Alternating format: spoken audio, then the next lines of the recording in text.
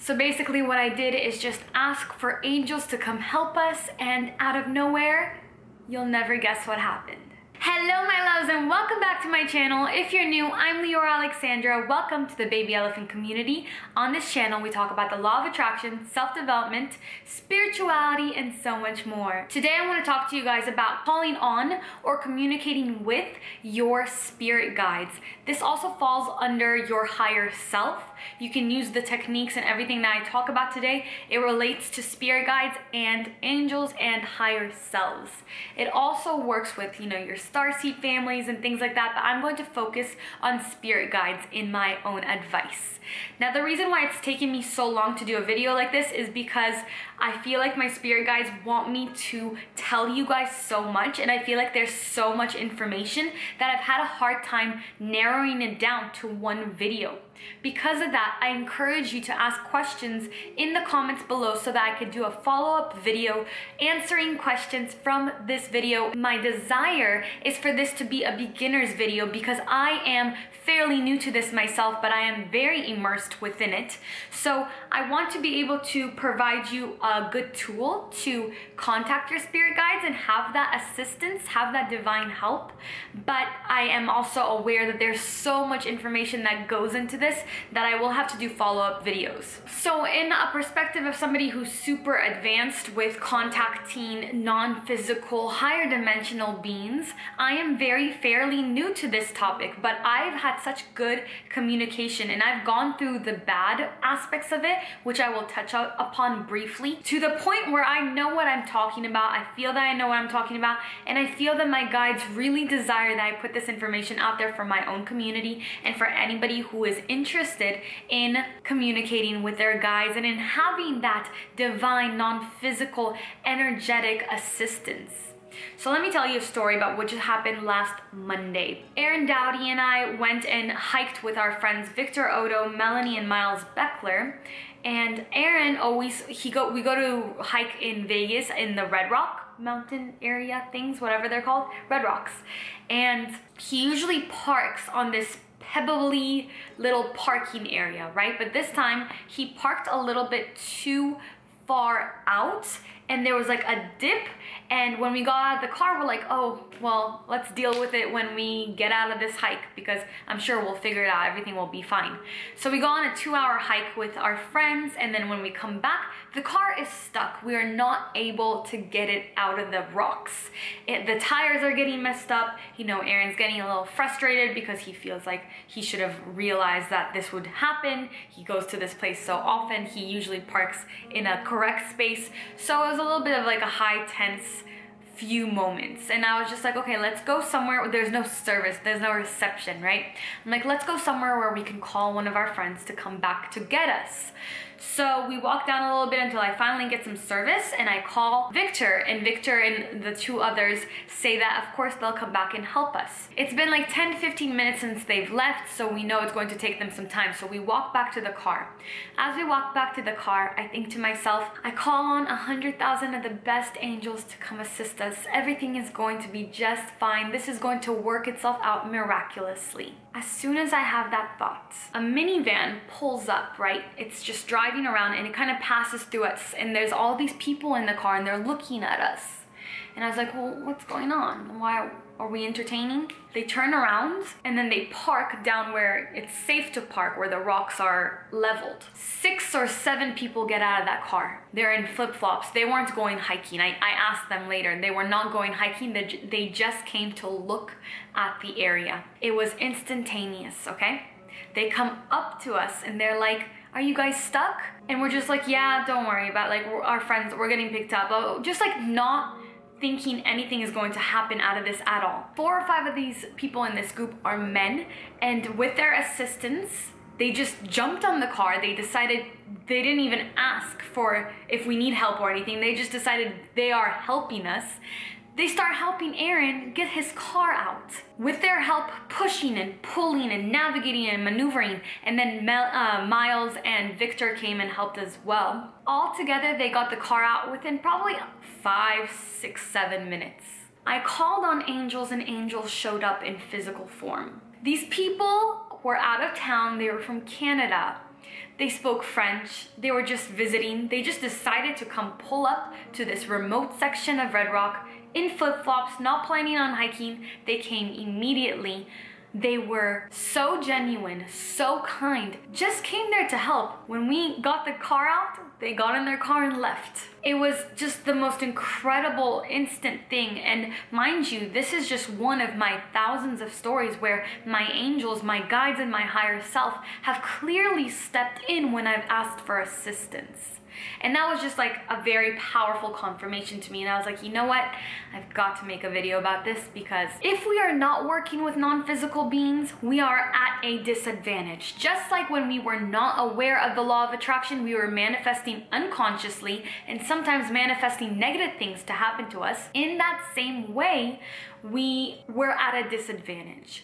So understanding and learning that non-physical beings and entities do exist, and that something doesn't have to be visible and physical in order to actually be real, having that understanding is just going to level up your journey. Now, what I want you to understand is that you have spirit guides. Every single person on this planet has spirit guides. I even believe that animals have cute little spirit guides as well. But there's a thing called free will.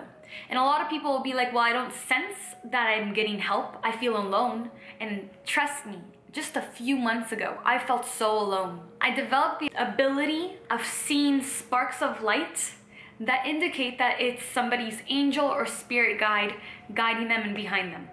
I was able to see all these other people's spirit guides, and I was like, where are mine?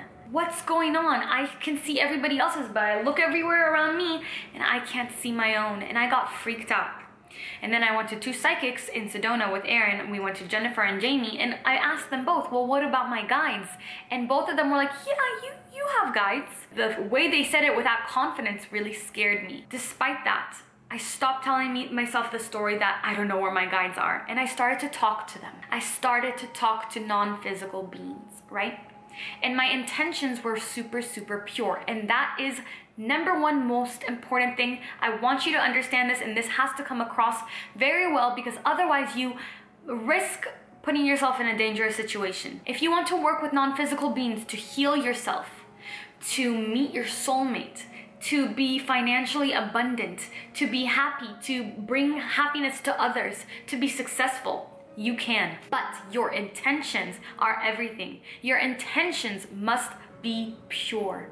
If you don't have pure intentions, you run the risk of calling on or allowing in a lower vibrational being who will give you all these things that you desire, but at a price. Eventually, they would like to collect their price. You want to work with beings of light.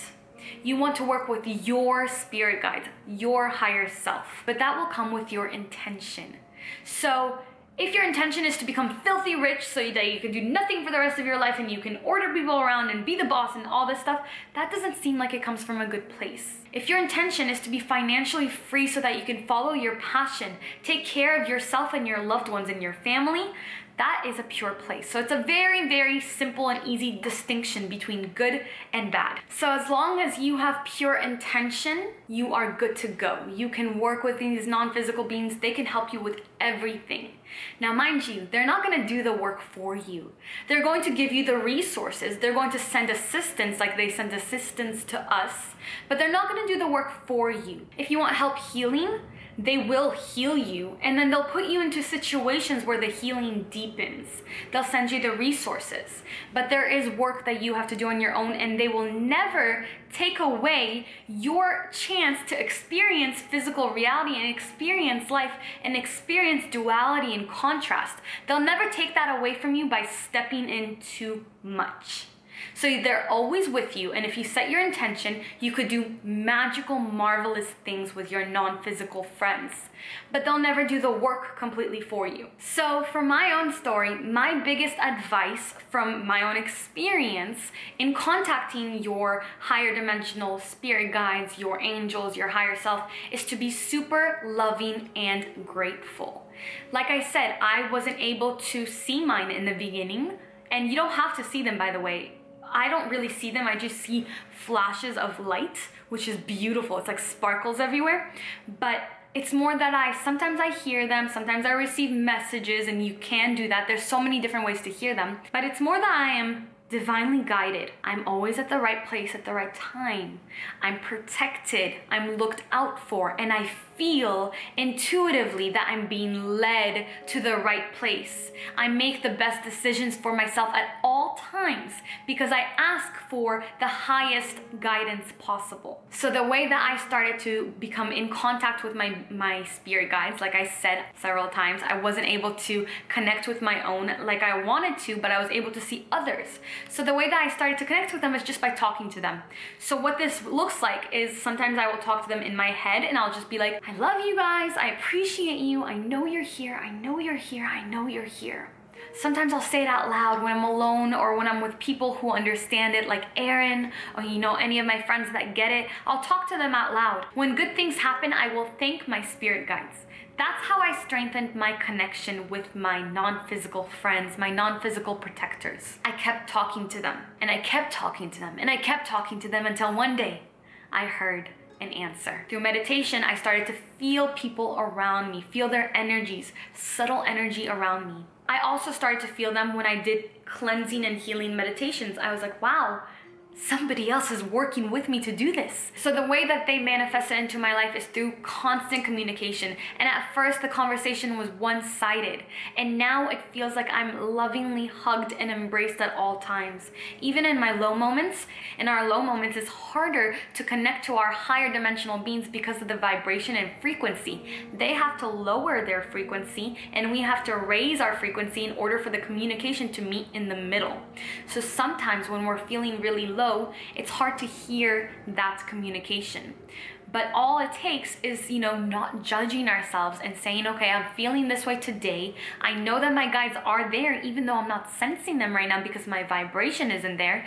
And I will meet with them again when I'm up higher and when we can meet each other in the middle again. So it's really as simple as setting your intention to connect with them, your highest guides, the most compassionate guides, the most powerful, loving guides. And doing this through meditation, through just talking to them out loud, through writing. Sometimes if you just write it out, your hand will start writing on its own. And this is automatic writing and it's them communicating with you. Your guides will find the most appropriate way to communicate with you. You can also ask for signs that they exist, which is something that I did. I don't remember the exact signs now, looking back, but I asked for signs all the time and the signs started popping up. And when the signs started popping up, my belief and trust in them grew. And as my trust with them grew, the work that we do together grows more. So now, where I am now, I know that I'm always guided by these benevolent, loving beings who have been with me for possibly lifetimes. So set your intention, ask for a sign, like ask to see a butterfly or a rabbit or to hear a certain word. Say, guides, if you're with me, please show me that. And then show them a lot of gratitude and a lot of love. When good things happen, thank them for existing. Just be grateful to them. I kept showing them more and more love and I developed this rapport with them. And our connection grew stronger and stronger to the point where I feel that I am never alone.